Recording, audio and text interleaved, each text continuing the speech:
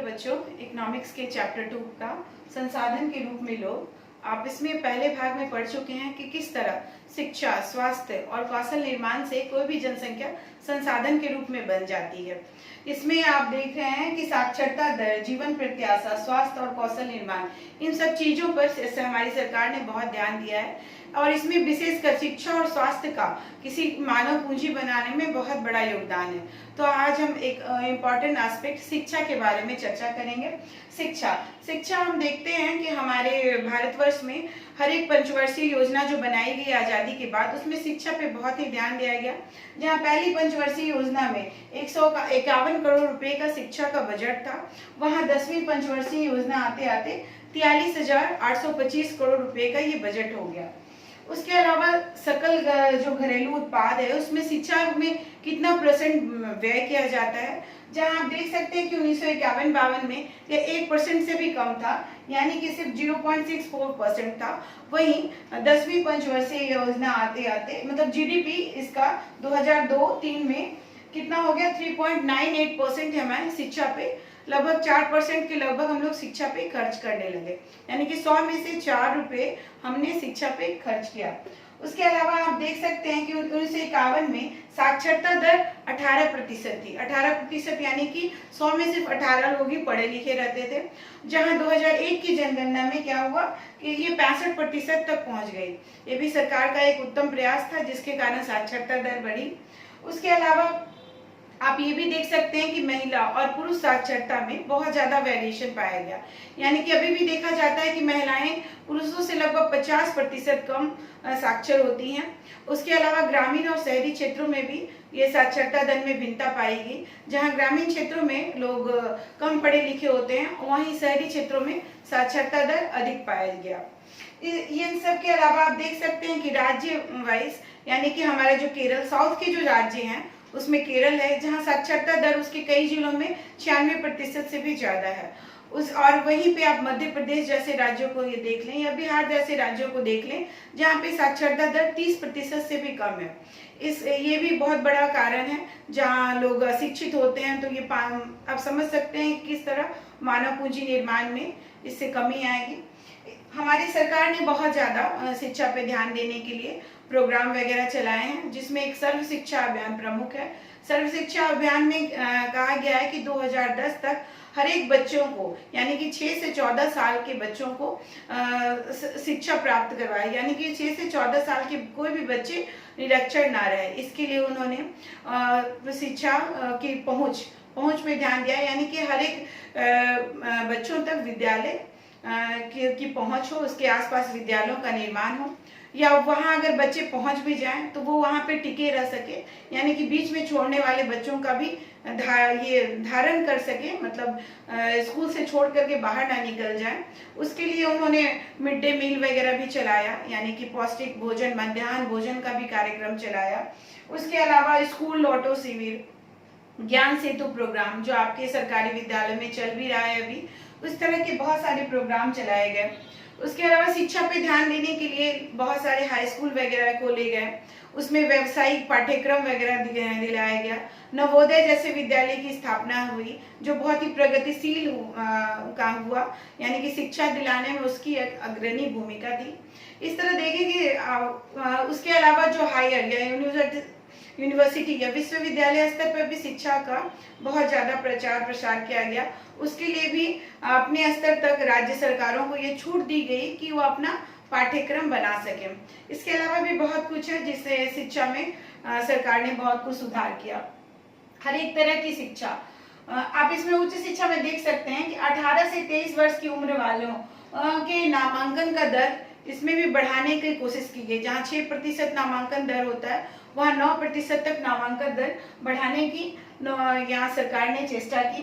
हर तरह की व्यवसायिक शिक्षा या तकनीकी शिक्षा पर हाई स्कूल या यूनिवर्सिटी लेवल पे काफी जोर दिया गया। और हर एक तरह की शिक्षा, औपचारिक, अनौपचारिक और दूरस्थ शिक्षा। औपचारिक शिक्षा जो आप स्कूल वगैरह में लेते हैं, अनौपचारिक शिक्षा जो आप समाज वगैरह से पाते हैं, या दूरस्थ शिक्षा जैसे कि डिस्टेंस लर्निंग, इग्नू वगैरह जो पाठ्यक्रम चलाते हैं, उस तरह की शिक्षा, हर तरह की शिक्षा पे ध्यान दिया गया। ठीक है, अब आप देखते हैं स्वास्थ्य के बारे में। शिक्षा के बाद स्वास्थ्य भी एक बहुत महत्वपूर्ण कारक है। इस पे अगर ध्यान दिया जाए तो किस तरह कोई भी पूंजी मानव पूंजी बन जाती है। स्वास्थ्य के लिए इन्होंने स्वास्थ्य सेवा पर सरकार ने बहुत ध्यान दिया। परिवार कल्याण कार्यक्रम, यानी कि छोटे परिवार में इत्यादि पे ध्यान दे सके। उसके बाद पौष्टिक भोजन, माताओं के लिए भी पौष्टिक भोजन का, या शिशुओं के लिए भी आंगनबाड़ी वगैरह चलाए गए। पौष्टिक भोजन पर काफी ध्यान दिया गया। इसका असर क्या हुआ कि जीवन प्रत्याशा, यानी कि कोई भी व्यक्ति अगर जन्म लेगा तो कितनी आयु वर्ष तक वो जीवित रहेगा। तो ये जीवन प्रत्याशा भी मतलब 64 वर्ष से अधिक हो गई 2000 आते आते, जहाँ पे आजादी के समय ये 30-32 के लगभग थी। ये जीवन प्रत्याशा बढ़ करके 64 वर्ष के आसपास हो गई। उसी तरह शिशु मृत्यु दर, एक प्रति 1000 में हम लोग इसको नापते हैं कि प्रति 1000 जन्मे शिशु में कि मृत्यु बच्चों की संख्या, तो जहां 1951 में 147 थी शिशु मृत्यु दर, वहीं पे 2000 आते आते सिर्फ 75 रह गई। यानी कि 1000 जीवित बच्चों मतलब जन्म लेने वाले बच्चों में सिर्फ 75 की ही मौत होती है। उसके अलावा मृत्यु दर भी बहुत ही कम हो गई, यानी कि 1000 में सिर्फ अभी 8.7% लोग ही, या कि 8 लोग ही मतलब मृत्यु को प्राप्त होते हैं।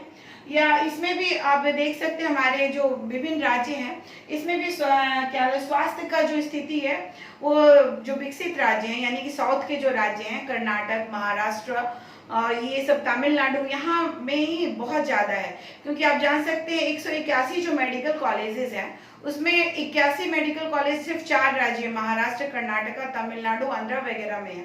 इससे आप अनुमान लगा सकते हैं कि किस तरह स्वास्थ्य की स्थिति भी जो राज्य ज्यादा विकसित है वहां पे ज्यादा अच्छी है।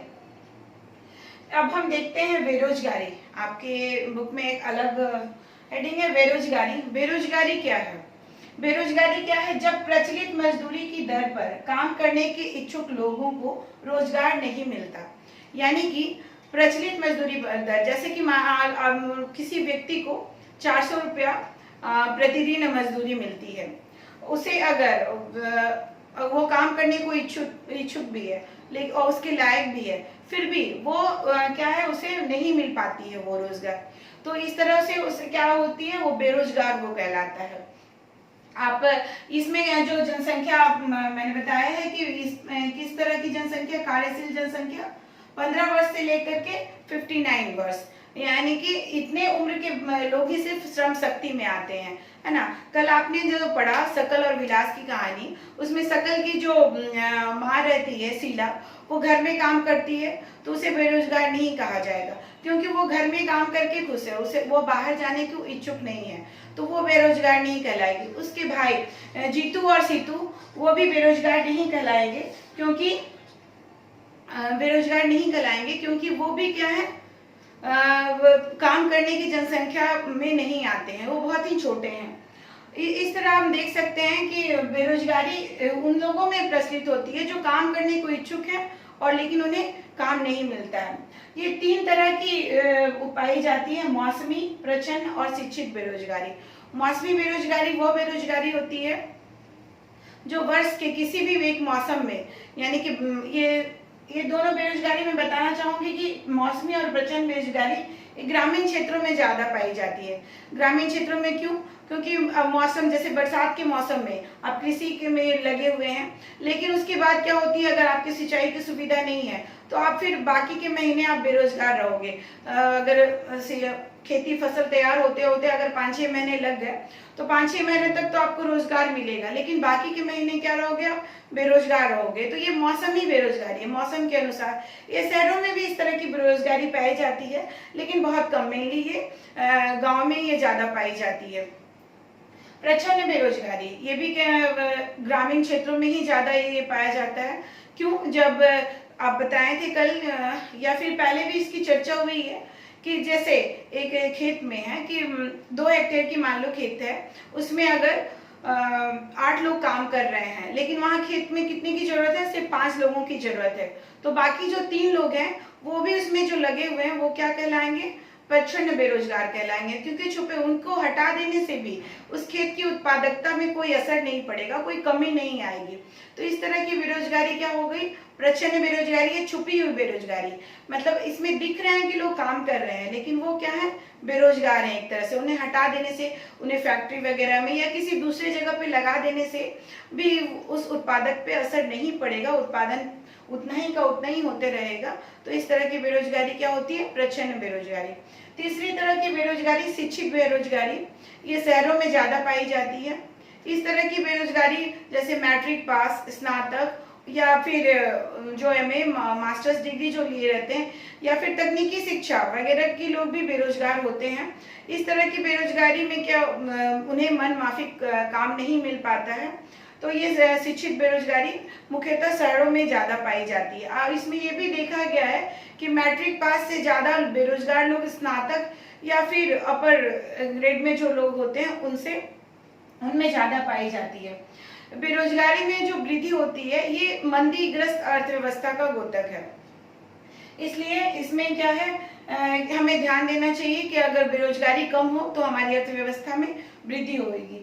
उदाहरण एक कहानी के साथ मैं बताना चाहूंगी जो आपके बुक में दिया हुआ है कि किस तरह एक गांव में हर लोग अपने खेती के लिए जो भी अन्न उपजाते थे वे स्वयं उपभोग करते थे, अपने बच्चों को भी स्वयं पढ़ा लेते थे और अपने कपड़े भी स्वयं बुन लेते थे। इस तरह लोग आत्मनिर्भर थे। उसके बाद गांव के किसी एक व्यक्ति ने सोचा कि क्यों हम अपने बच्चे को एग्रो इंजीनियरिंग की डिग्री दिलवा दें। इसलिए उसने क्या किया, कृषि महाविद्यालय में उसे भेजा। वहां से वो पढ़ के आया और बहुत ही होशियार निकला। उसने उन्नत किस्म के हल को निर्माण किया, जिससे उसकी क्या हो गई, खेती बहुत ज्यादा बढ़ गई, यानी कि उपज बहुत ज्यादा बढ़ गई। उससे बहुत ज्यादा मुनाफा हुआ। यह देख करके गांव के अन्य लोगों में भी सोचा कि इस तरह के मतलब हम अपने बच्चों को और भी लोगों के जो बच्चे हैं उनको भी पढ़ाएंगे। तो पंचायत में निर्णय लिया गया कि हाँ एक स्कूल खोला जाए। तो स्कूल खोलने के लिए पास के जब स्कूल खुला वहाँ पास के कस्बे के एक शिक्षक को वहाँ नियुक्त किया गया। उसके बाद जब लोग स्कूल में पढ़ने लगे, एग्रो इंजीनियरिंग से भी काम होने लग गया, एक लड़की को सिलाई का प्रशिक्षण दिला दिया गया, जिससे गांव भर के लोगों का वो कपड़ा सिलने लगी। इस तरह आप क्या देखते हैं, 3 लोगों को जब प्रशिक्षण दिला दिया गया तो एक एग्रो इंजीनियरिंग बन गया, या शिक्षक बन गया, या फिर दर्जी बन गया। इस तरह 3 लोगों का क्या हुआ, मानव पूंजी का निर्माण हुआ। यह क्या है, एक प्रगति और समृद्धि का द्योतक था। इस तरह ये यहीं पे अध्याय समाप्त होता है।